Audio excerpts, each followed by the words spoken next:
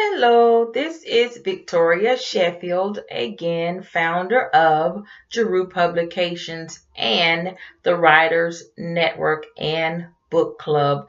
I hope that you all are doing well today. If you are watching this video, this means that you are possibly joining us on our third annual online event for authors. I want to thank you so much for taking the time out of your schedule to stop by our virtual book fair. So what I will be doing as a speaker is sharing with you all two of my publications. The first book I wanted to be talking with you all about is my book that I published back in 2009 titled Strawberry Shortcakes and Lemonade. Now, you know what? I haven't pre-rehearsed anything. I don't know from moment to moment what I will be sharing with you all concerning this book. So I'm just going to be coming from my heart. What I want to share with you all is just like my mind is thinking back to when I first started writing this book. I really feel as though writing it was not so hard. The hard part for me, not being a person that knew anything about writing a storybook or illustrating one, was the illustrations.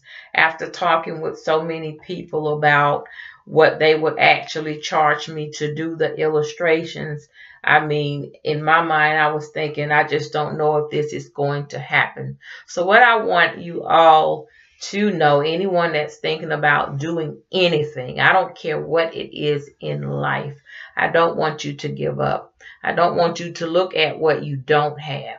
I want you to look at what you do have. If you have the faith and if you believe in the goals that you have set for your life, do not allow obstacles to stop you. What I did, I decided to, instead of focusing on what I did not have, I took a look at what I did have. So I have a daughter, and she's in her early 20s, and she's won many, many, many awards for the fact that she can draw really well. And so I go to this child and I talk to her and I let her know what I was doing. And after begging and begging and begging and begging, now it's a doggone shame that sometimes we have to beg our children after we have raised them and given our life and sacrifice for these children. But that's just the truth.com.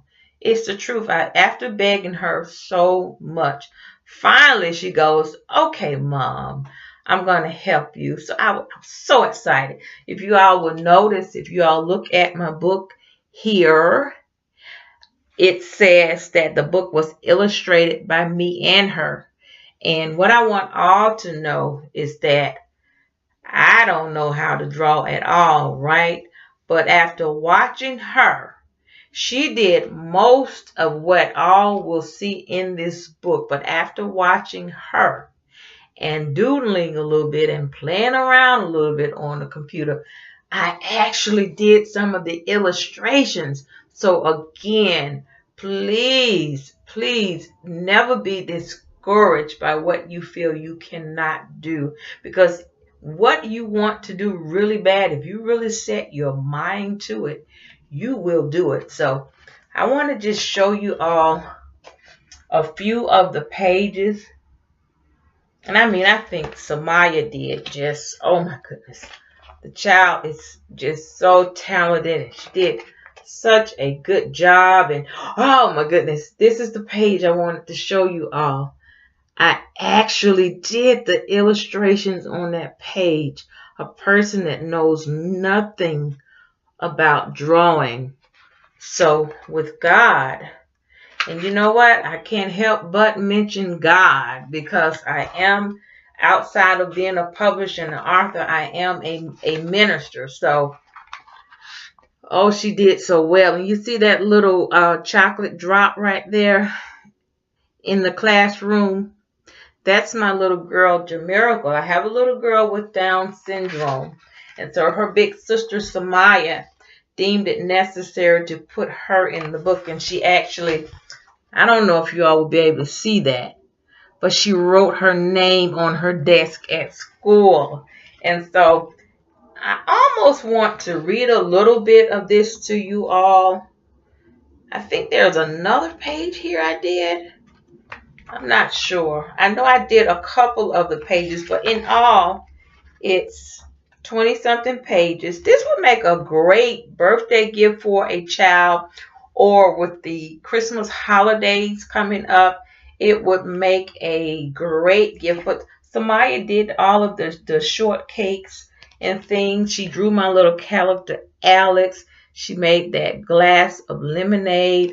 I mean, oh my goodness, between the two of us, and oh, I forgot to mention that I did my thing with writing the story. So children that read this story, I don't want to tell you all about the book, but what I want to say is that they will learn a message of faith, because this little girl, Alex, had a problem.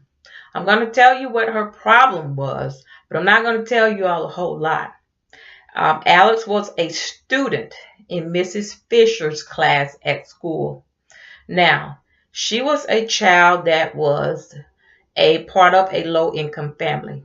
So she did not have a whole lot of money, as the class was getting ready to go on a school field trip, and she needed money to pay for this field trip. So she sort of brainstormed and came up with a way to earn the money, but she was a little bit hard-headed and did something that her mother told her to do.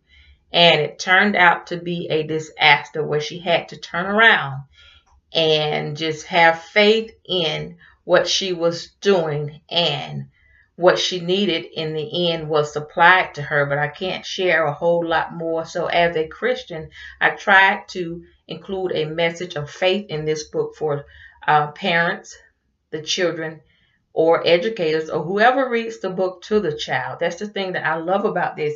And because I have a nonprofit organization called Jerusalem Kids Outreach Ministry, all of the proceeds from purchases of this book go towards that nonprofit organization. And so a lot of people ask me, well, where did you get that strange name, Jeru Publications, from? I have a nonprofit, again, Jerusalem Kids Outreach Ministry, and Jeru Publications is just a publishing company that I established out of that nonprofit. And so I have many publications, and I honestly will not have time to speak with you all about all of the publications. I don't, but I have something else. I've written my life story, and the name of that book is It's Been a Long Journey. We all have a story to tell. I just published a brand new book with 4 other ladies titled Women of Power. This is an awesome, amazing book where me, along with 4 other women, share our powerful testimonies, encouragement, empowerment, and inspiration. It's available on Amazon as well. Now, this is a simple book, but I love this book because God speaks directly to whomever opens it up and reads it from any page. There are no chapters here. Devotionals, I tell people, I love because they help us get through those difficult times through life. The title of this devotional is Be Still and Know that I Am God. And I love the cover. I'm going to tell y'all why. My same daughter, who did the illustrations on the other book, when she studied abroad over in Korea, now check this out. You see that calming water? It reminds me of us being still. She took this picture in Korea. She sent it to me, and I could say to her, I'm going to use this picture for a book cover.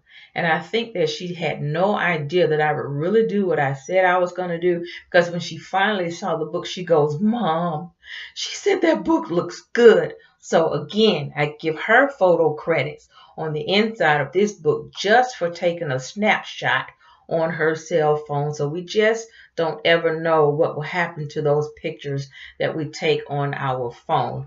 And so open it up from any page. The content looks like it's not that much information there. There's a devotional on the top. On the bottom here, there's a Bible verse that references the devotional on top. Each page has the two words, I am, within the content somewhere in bold. In other words, God is speaking to you, letting you know that I am who I say I am. So what I'm going to do is read 3 pages of this to you.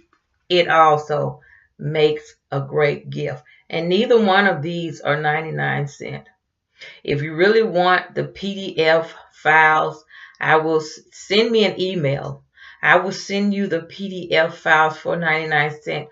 But if you want a print copy to keep for yourself or give someone as a gift, send me an email, or either I'll leave the link below this video. You know, I created this one very small simply because I wanted it to be compact enough that a person can put it in their purse, their briefcase, even if they're at work. Maybe they're going through at work. Maybe their boss is getting on their nerves, and they can go, oh my God, I just need to go somewhere, get somewhere, be still. Open this thing. I need a word from you, God.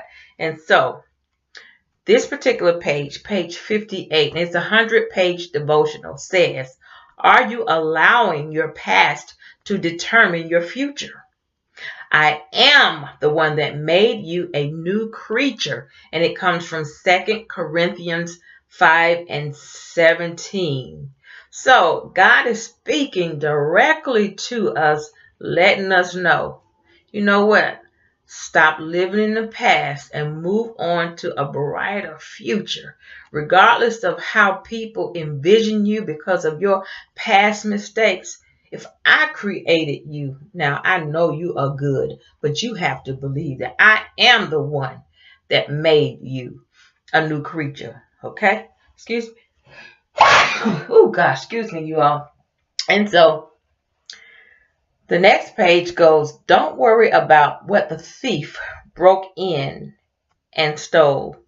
I am a God of restoration. That comes from Job 42:10. So maybe you're someone that at some particular time in your life, someone stole something from you. Now, I've been there. It's sad to say, but I've been there where someone I really love stole from me, and I couldn't understand it. That thing hurt me so bad because the only thing I could think about, it was like, after all I've done for you, you know, and also the fact that I would never steal from anyone. And so God is saying, you know what? To me, when I look at this, he's saying, you know, our possessions are materialistic. If I gave you that, even though somebody took it from you, I can give you that much and even more. So, and I'm just randomly finding pages. Let me see. I don't know which page I want to. Oh, this one is good for married people. And the I am on these 2 pages are at the beginning of the devotional instead of in the middle of the content. So it's like it's not a whole lot of information on the page, but it's like it's something in here for every situation. And I mean, I really didn't think that much of this book, but after I wrote it, it's just like I could start feeling chills going through my body.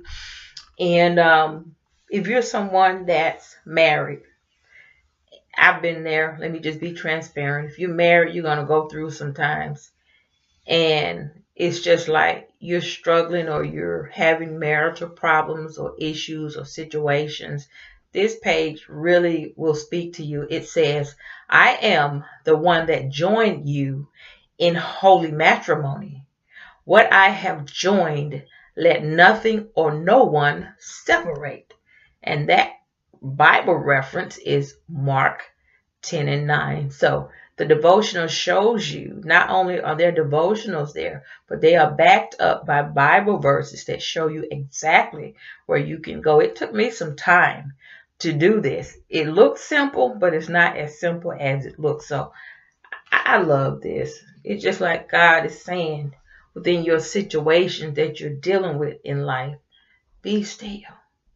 Be still and know that I am God. And this little devotional is just a reminder of who He is. Not that He has to remind us, but sometimes He does that just because He's generous. Now, I think I need to stop by and let my child know, or just remind my child of who I am. So that's what be still and know that I am God, the devotional is about. When God gave this to me, it really moved me, and I said to myself, God, I must do this because I want to be a blessing in the lives of people that read it. So those are the publications that I wanted to share through this virtual book fair.